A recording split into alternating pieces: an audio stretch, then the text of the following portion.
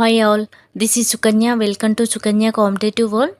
ఈరోజు మనం ఈ వీడియోలో తెలంగాణ సేవల రంగానికి సంబంధించి total information socio economic outlook 2024 ఆధారంగా చదువుకుందాం.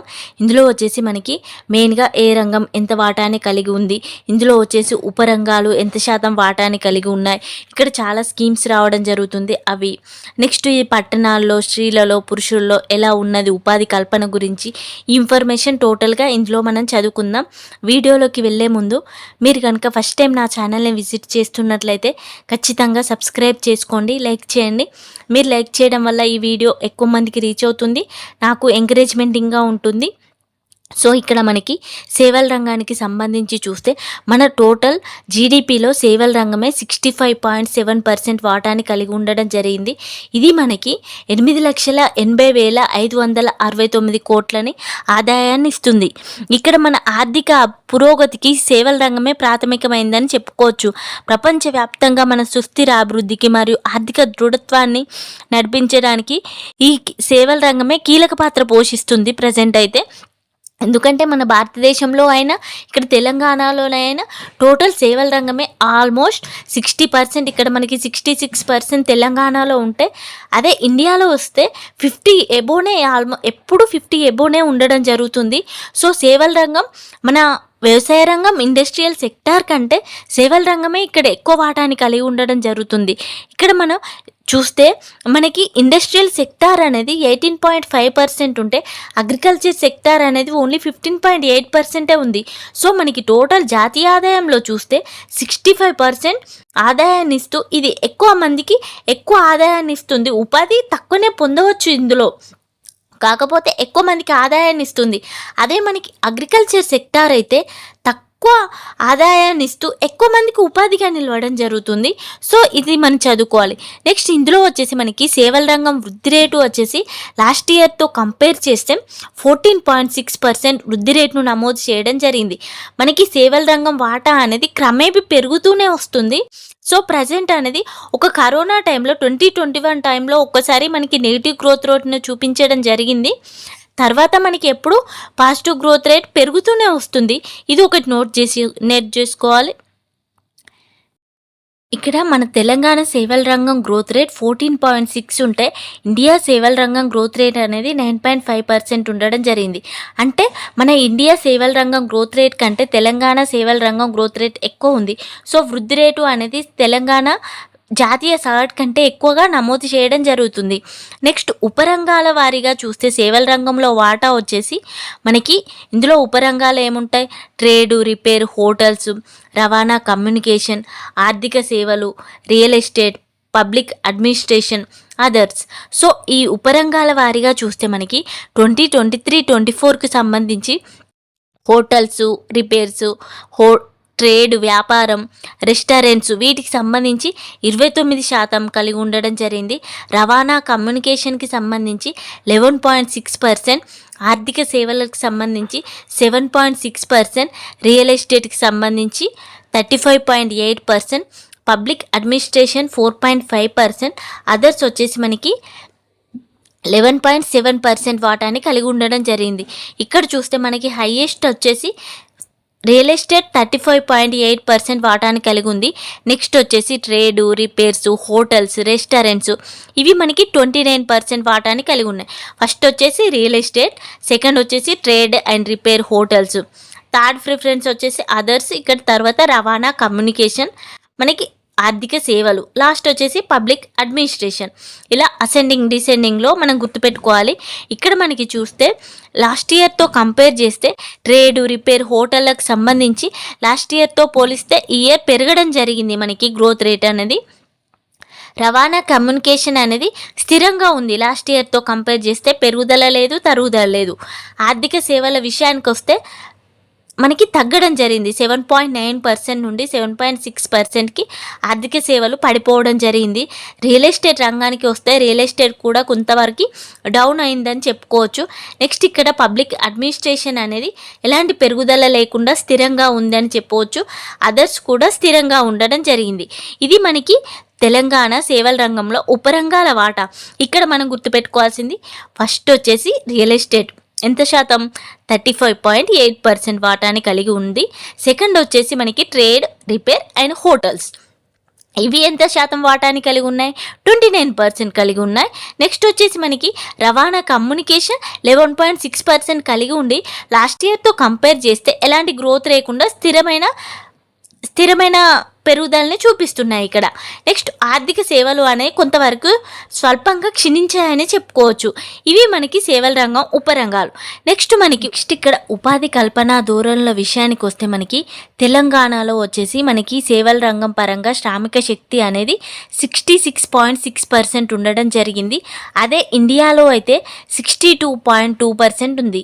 అంటే మనకి ఇండియాలో కంటే తెలంగాణలోనే సేవల రంగ శ్రామిక శక్తి ఎక్కువ ఉండడం జరిగింది. ఇందులో వచ్చేసి మనకి పురుషులు 67.63%, స్త్రీలు వచ్చేసి 63.96% స్త్రీలు మనకి ఇందులో ఉపాధి శ్రామిక శక్తిని కలిగి ఉన్నారని చెప్పవచ్చు తెలంగాణలో. అదే మనకి పురుషులు ఇండియాలో వచ్చేసి 64.7% మంది, స్త్రీలు వచ్చేసి 63.4% మంది శ్రామిక శక్తిని కలిగి ఉన్నారని మనకి ఇందులో డాటా ఇవ్వడం జరిగింది.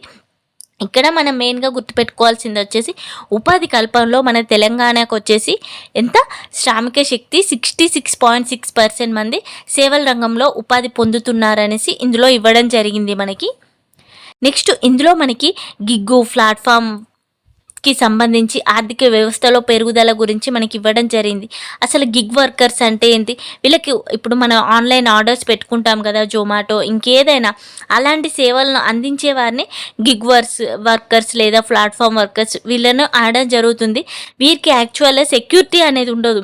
అందుకే వీరి కోసం మనకి బడ్జెట్లో ఇంత కేటాయింపులు చేయాలని వీరి కోసం తీసుకురావడం జరిగింది నూతనంగా మనకి. ఇందులో మన 2020-21కి సంబంధించి ఇండియాలో 7.7 మిలియన్ మంది గిగ్ వర్కర్స్ ఉన్నారనేసి మనకి డేటా ఇవ్వడం జరిగింది. అదే మనకి 29-30 వరకు ఇండియాలో 23.5 మిలియన్ జనాభా గిగ్ వర్కర్స్లా ఉండే ఛాన్స్ ఉంది అనేసి ఫ్యూచర్లో ఇవ్వడం జరిగింది. ప్రజెంట్ అయితే 2021 ప్రకారం 7.7 మిలియన్ మంది గిగ్ వర్కర్స్ ఉండడం జరిగింది. వీరికి సంబంధించి సామాజిక భద్రతా కోడ్ 2020ని తీసుకురావడం జరిగింది.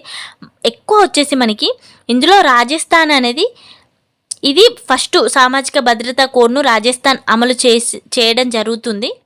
నెక్స్ట్ వచ్చేసి మనకి ఇక్కడ రాజస్థాన్ అనేది ఫస్ట్ దీన్ని ప్రయోజనాలు గిగ్ వర్కర్స్ల కోసం ఈ చట్టాన్ని అమలు చేసిన క్రోడీకరించిన ఫస్ట్ రాజ్యంగా మనకి రాజస్థాన్ నిలవడం జరిగింది. ప్రజెంట్ మన తెలంగాణ రాష్ట్రం కూడా ఇదే విధంగా చట్టాన్ని తీసుకొచ్చే ప్రక్రియలో ఉంది అనేసి ఇందులో ఇవ్వడం జరిగింది.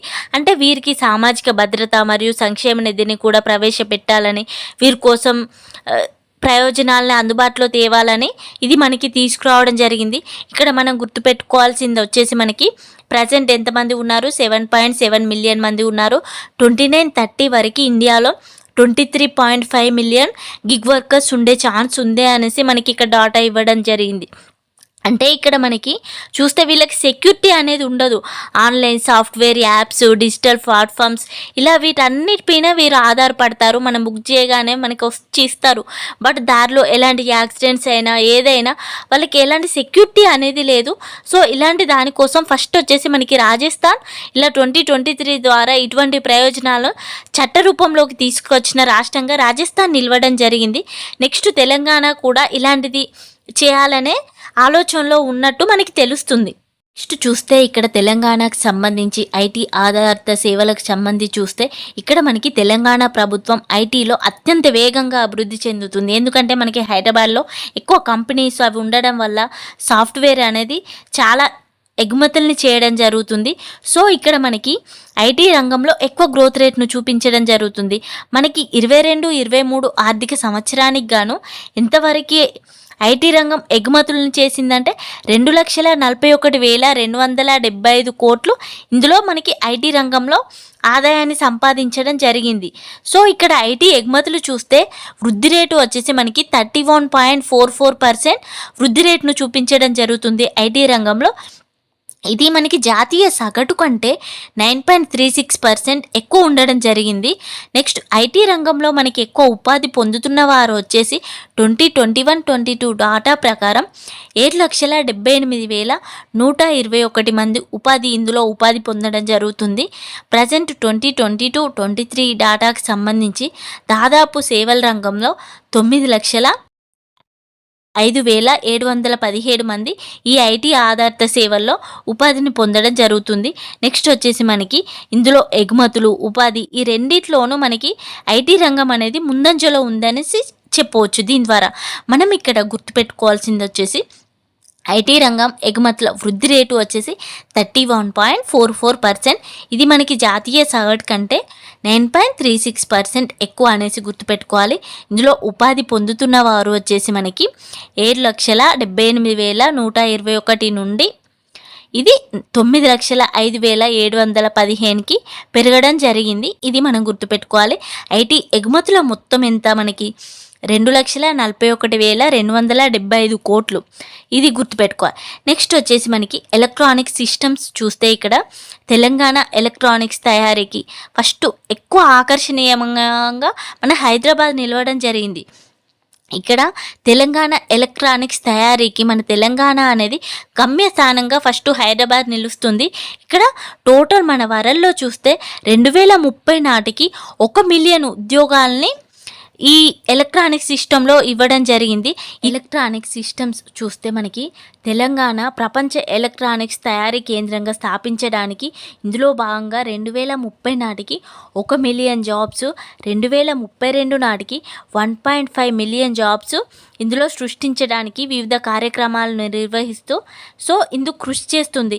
ఇందులో భాగంగా మనకి ఏమొస్తాయి, ఎలక్ట్రానిక్స్, సెమీ కండక్టర్స్, ఈవీఎస్లు రంగాలు ఇవన్నింటినీ 2032 నాటికి తెలంగాణ జీడిపికి $150 బిలియన్ అందించడానికి సిద్ధంగా ఉందని మనకి డాటా ఇక్కడ ఇవ్వడం జరిగింది.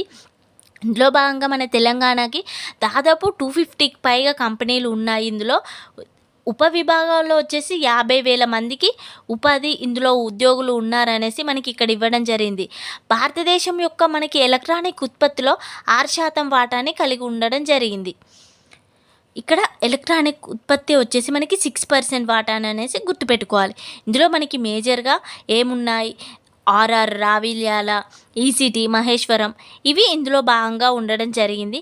నెక్స్ట్ వచ్చేసి మనకి కొన్ని ఇక్కడ కంపెనీలు ఇవ్వడం జరిగింది, అది ఒకటి చూసుకోండి.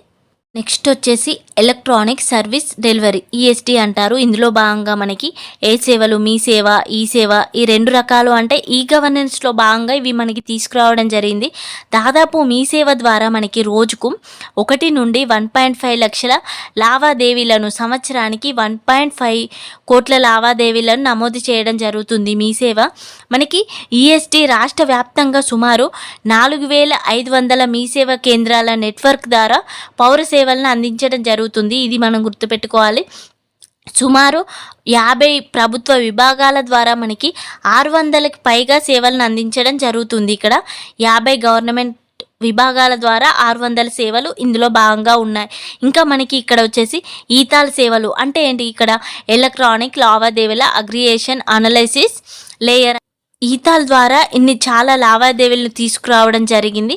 ఇక్కడ మనకి మీ సేవ అనేది ఇంపార్టెంట్. ఇది మనకి రోజుకి 1 నుండి 1.5 లక్షల సేవలను అందించడం, సంవత్సరానికి వచ్చేసి మనకి 1.5 crores లావాదేవీలను నిర్వహించడం జరుగుతుంది. ఇందులో భాగంగా మనకి ఈఎస్డి ద్వారా 4,500 పైగా మీ సేవ కేంద్రాలు ఉండడం జరిగింది. ఇందులో మనకి 600 సేవలు, 550 ప్రభుత్వ విభాగాలు అనేది ఉండడం జరుగుతుంది. ఇన్ఫర్మేషన్ మనం చూసుకోవాలి. నెక్స్ట్ మనకి ఇందులో తెలంగాణలో పర్యాటకుల పరంగా చూస్తే మనకి 22-23కి సంబంధించి స్వదేశీ పర్యాటకులు, విదేశీ పర్యాటకులు చూస్తే ప్రస్తుత సంవత్సరం 5.8 crores మంది స్వదేశీ పర్యాటకులు, విదేశీ పర్యాటకులు వచ్చేసి 180,912 మంది విదేశీ పర్యాటకులు రావడం జరిగింది. 2022తో పోల్చుకుంటే స్వదేశీ పర్యాటకుల సంఖ్య తగ్గింది. 6 కోట్ల నుండి 5.8 కోట్లకి మనకి తగ్గడం జరిగింది. ఇది మనకి -3.78 6% తగ్గడం జరిగింది అనేసి ఇక్కడ మనకి ఇచ్చారు. నెక్స్ట్ విదేశీ యాత్రికులు, విదేశీ పర్యాటకుల సంఖ్య పరంగా చూస్తే మనకి ఇక్కడ 68,000 నుంచి 1,60,000 వరకు గ్రోత్ రేట్ చూపించడం జరిగింది. 135.24% మనకి విదేశీ పర్యాటకుల సంఖ్య పెరగడం జరిగింది. ఇది మనం గుర్తుపెట్టుకోవాలి. నెక్స్ట్ ఇక్కడ మనకి సేవా రంగంలో వచ్చేసి next T app folio, T wallet, next వివిధ రకాల మనకి సాఫ్ట్‌వేర్స్, ఇలా టోటల్ ఇన్ఫర్మేషన్ ఉంటుంది యాప్స్కి సంబంధించి. వాటికి కొన్ని స్కీమ్స్కి సంబంధించి, ఎకో టూరిజం సర్క్యూట్స్కి సంబంధించి ఇవన్నిటి గురించి కూడా మనం ఇక్కడ చదువుకోవాలి. ఇది సేవా రంగం గురించి. నా కంటెంట్ కనుక యూస్ఫుల్ అనిపిస్తే ఖచ్చితంగా సబ్స్క్రైబ్ చేసుకోండి, లైక్ చేయండి. Thank you for watching.